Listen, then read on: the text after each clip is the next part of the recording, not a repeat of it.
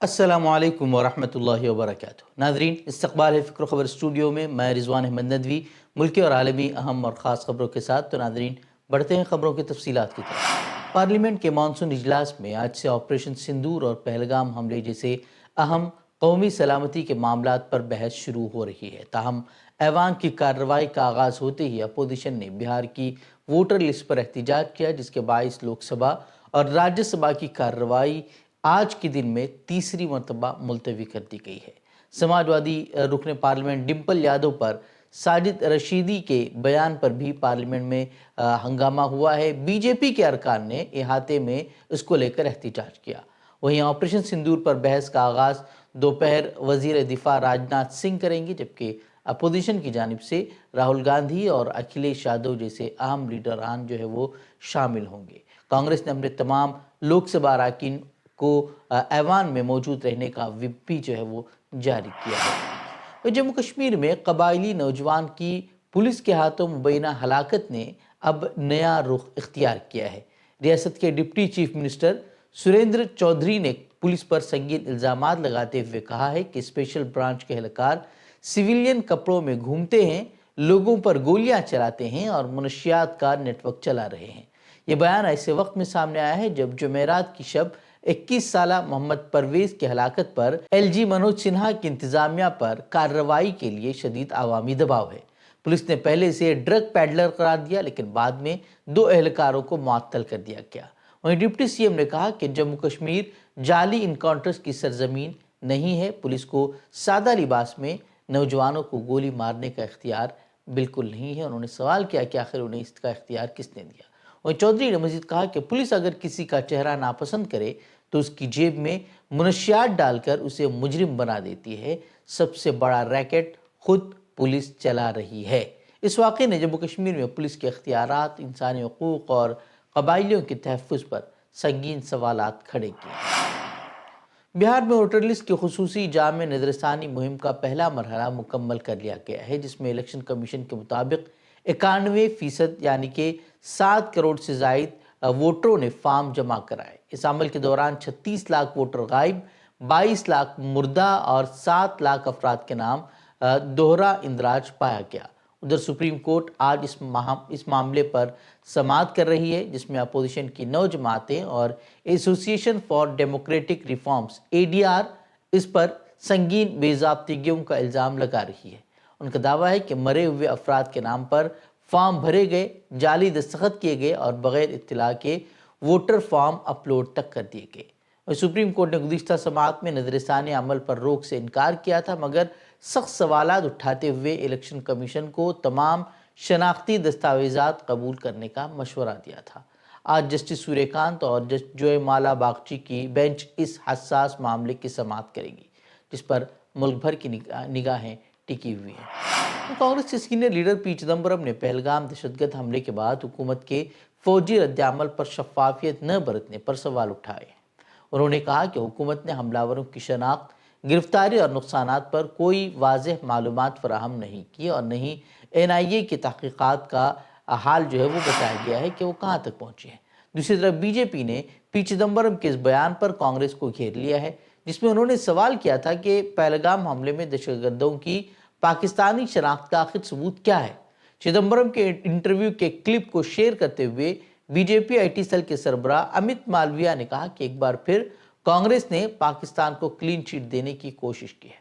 वहीं चिदम्बरम ने बाद में इस पर रद्दअमल देते हुए कहा कि बेहतरीन किस्म के ट्रोल वो होते हैं जो पूरा इंटरव्यू छुपाकर सिर्फ 2 जुमले काटकर गलत रंग दे देते हैं।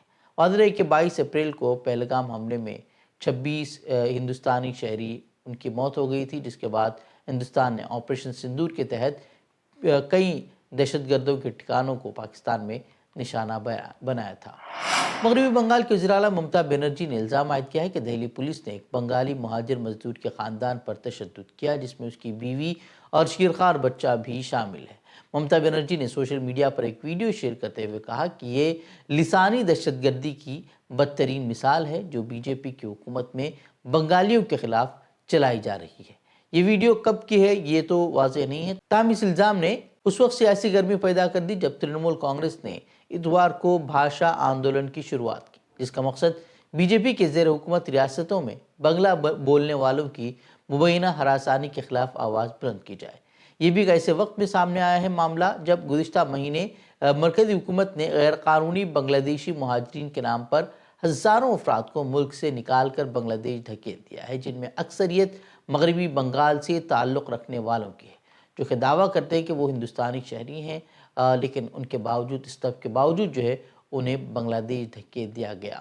وہیں ماہرین نے اس پش بیک پالیسی کو بین الاقوامی قانون کی خلاف ورزی قرار دیا ہے، جبکہ کولکتہ ہائی کورٹ نے بھی مرکز سے استفسار کیا ہے کہ واقعی بنگلہ بولنے والے بھارتی شہریوں کو زبردستی بے دخل کیا جا رہا ہے۔ وہیں گزشتہ روز بھی ایک رپورٹ سامنے آئی تھی جس میں دعویٰ کیا جا رہا تھا کہ پولیس نے بندوق کی نوک پر ایک ہندوستانی شہری کو بنگلہ دیش بھیج دیا، اور اس پر اسد الدین اویسی نے شدید رد عمل بھی ظاہر کیا تھا، اور انہوں نے مطالبہ کیا تھا کہ اس طرح کی کارروائیوں پر فوری روک لگائی جائے۔ وہیں غزہ کی اگر بات کریں تو مہینوں کی بدترین ناکہ بندی، مسلسل بمباری، بھوک اور قحط کے بعد بالآخر اسرائیل نے بین الاقوامی دباؤ کے بعد جو ہے غزہ میں امدادی سامان کی فراہمی کی اجازت دے دی ہے۔ مصر سے درجنوں امدادی ٹرک رفح بارڈر کے راستے جنوبی غزہ روانہ ہو چکے ہیں، جبکہ اسرائیلی فوج نے اقوام متحدہ کے قافلوں کے لیے خصوصی راہداری کی بات کی ہے، مگر یہ رعایت اس وقت سامنے آئی ہے جب غزہ کے 22 لاکھ افراد شدید بھوک کا شکار ہو چکے ہیں۔ ہر پانچواں بچہ شدید غذائی قلت سے نبرد آزما ہے، اور 5 لاکھ سے زائد افراد قحط کی لپیٹ میں ہیں۔ اور غزہ سے جو تصاویر سامنے آ رہی ہیں وہ انتہائی افسوسناک ہے کہ کس طریقے سے چھوٹے چھوٹے معصوم بچے بھوک کی وجہ سے مر رہے ہیں، اور ان کے جو جسم ہے وہ صرف ہڈی کا ڈھانچہ بنے ہوئے ہیں، اور جو صورتحال ہے وہ انتہائی تشویشناک ہے۔ بچے جو ہے بھوک سے مر رہے ہیں، بڑے بوڑھے بھوک کی وجہ سے مر رہے ہیں، اور اس طرح کی صورتحال جو ہے وہاں لگاتار بنی ہوئی ہے۔ ورلڈ فوڈ پروگرام نے بھی خبردار کیا ہے کہ غزہ کی 1/3 آبادی کئی دنوں سے بھوکی ہے۔ عالمی ادارہ صحت WHO نے غزہ کو دنیا کا سب سے زیادہ غذائی قلت سے متاثرہ علاقہ قرار دیا ہے۔ یہ حالات جو ہے وہ اس وقت ہیں جب اقوام متحدہ، ریڈ کراس اور دیگر ادارے بارہا انسانی عالمیہ کا الرٹ دے چکے ہیں، مگر عالمی طاقتوں نے صرف رسمی بیانات اور وقتی امداد کے اعلانات تک ہی خود کو محدود رکھا ہوا ہے۔ وہیں اسرائیلی بربریت کے خلاف اسرائیل ہی سے اب جو ہے آوازیں اٹھنے لگی ہیں۔ وہیں دلچسپ بات یہ ہے کہ اسرائیلی ماہرین تعلیم خود اپنی ہی حکومت کے خلاف اب جو ہے وہ احتجاج کی صدا بلند کر رہے ہیں۔ وہ لگاتار مطالبہ کر رہے ہیں کہ فوری طور پر شہریوں پر فائرنگ بند کی جائے، خوراک، پانی اور طبی امداد کی غیر مشروط بحالی ہو، اور حکومت جنگی جنون سے باز آ جائے۔ وہیں اب کیتھولک عیسائیوں کے جو روحانی پیشوا ہیں اب جو نئے بنے ہیں پوپ لیو، انہوں نے بھی غزہ میں بھوک سے ہونے والی اموات اور اسرائیلی جارحیت پر شدید تشویش کا اظہار کرتے ہوئے عالمی برادری کو متنبہ کیا ہے۔ انہوں نے ایک عوامی اجتماع سے خطاب کیا، اس میں انہوں نے کہا کہ میں جنگ بندی، یرغمالیوں کی رہائی اور انسانی حقوق کے احترام کی اپیل کرتا ہوں۔ وہیں اسی طرح برطانوی وزیر خارجہ ڈیوڈ لیمی نے اسرائیل کی جانب سے روزانہ جو اب 10 گھنٹے کی عسکری رخصت دی ہے اس کو انہوں نے ناکافی قرار دیا ہے۔ انہوں نے زور دے کر کہا ہے کہ یہ قدم بہت دیر سے اٹھایا گیا ہے، اور مکمل جنگ بندی ہی واحد راستہ ہے جس سے کہ امداد کی بلا رکاوٹ رسائی اور یرغمالیوں کی رہائی کو ممکن بنایا جا سکتا ہے۔ اور دوسری جانب امریکی منافقت بھی جو ہے وہ کھل کر سامنے آ چکی ہے۔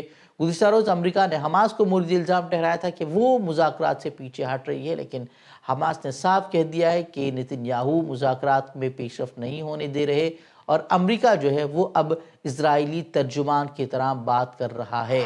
اسی درمیان جو ہے امریکی صدر ڈونلڈ ٹرمپ کا ایک اور تازہ بیان جو ہے وہ سامنے آیا ہے۔ انہوں نے کہا کہ اب اسرائیل ہی غزہ کے بارے میں فیصلہ کرے گا۔ ٹرمپ کا یہ بیان عالمی ضمیر کے لیے لمحہ فکریہ بن چکا ہے۔ یہ وہی امریکہ ہے جو دنیا بھر میں جمہوریت، انسانی ہمدردی، اقلیتوں کے حقوق کا پرچم بردار بنتا ہے، لیکن فلسطین کے معاملے میں ظلم کی وہ خاموش پشت پناہی کر رہا ہے۔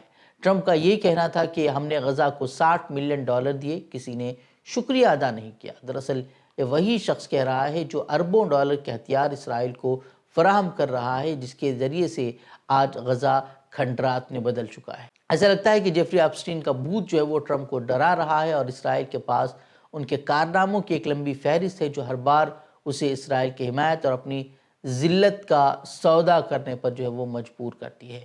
یہ سب کچھ ہونے کے بعد بھی مسلم دنیا کی خاموشی وہ انتہائی شرمناک ہے۔ کچھ ممالک محض بیانات تک محدود ہیں، تاہم ایران اور افغانستان نے OIC کا ہنگامی اجلاس بلانے کا مطالبہ کیا ہے، جو کہ امید کی ایک کرن کے طور پر دیکھا جا رہا ہے، لیکن دیکھنا یہ اہم ہوگا کہ کیا ماضی کی طرح اس مرتبہ بھی وہی مذمتی قرارداد پر جو ہے یہ اجلاس اس کا بھی جو ہے اختتام ہوتا ہے، یا پھر کوئی ٹھوس قدم اٹھانے کی جو ہے وہ ہمت یہ ممالک جٹا پاتے ہیں۔ آخر میں سب سے اہم سوال ہمیں خود سے کرنا ہے کہ کیا ہم اہل غزہ کے لیے وہ کر رہے ہیں جو کچھ ہم کر سکتے ہیں؟ کیا ہم بائیکاٹ مہم کا حصہ بنے ہوئے ہیں؟ کہ ہم نے ان کمپنیوں سے خریداری بند کی ہے جن کا تعلق اسرائیل یا صہیونی مفادات سے ہے؟ کہ ہم روزانہ غزہ کے لیے دعا کے لیے ایک لمحہ بھی نکال پا رہے ہیں؟